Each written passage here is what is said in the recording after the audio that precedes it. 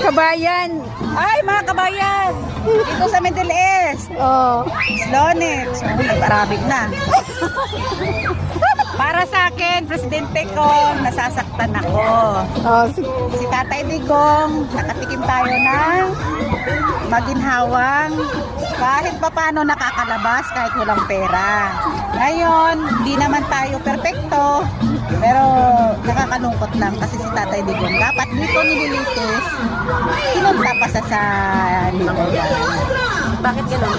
Ba't nila ba? But si Tatay Digong, alam niyo na yan kung bakit. Parang, ay sisi na bakit. Parang ano yun, yung ginawa nila kay Aquino.